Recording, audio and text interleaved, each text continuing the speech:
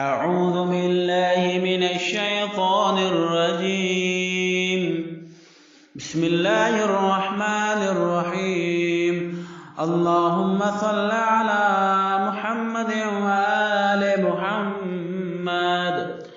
مسجد کوفہ کی فضیلت۔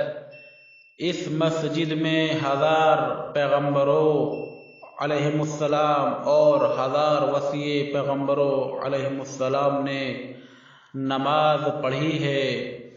اس مسجد کے بارے میں امام صادق علیہ السلام نے فرمایا، اگر میں اس مسجد کے نزدیک رہتا تو میری ایک نماز بھی اس مسجد میں پڑھے بغیر نہ ہوتی۔ اس مسجد میں ایک واجب نماز ایک حج مقبول کے برابر ثواب رکھتی ہے، اور ایک مستحب نماز ایک مقبول عمرے کا ثواب رکھتی ہے۔ حضرت امام زین العابدین علیہ السلام فقط اس مسجد میں نماز پڑھنے کے لیے مدینے سے آئے اور نماز پڑھ کر اپنی سواری پر سوار ہو کر واپس گئے۔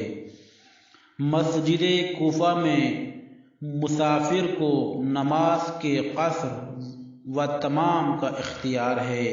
اسی مسجد کوفہ میں حضرت علی علیہ السلام کو شب 19 رمضان میں ضربت لگائی گئی۔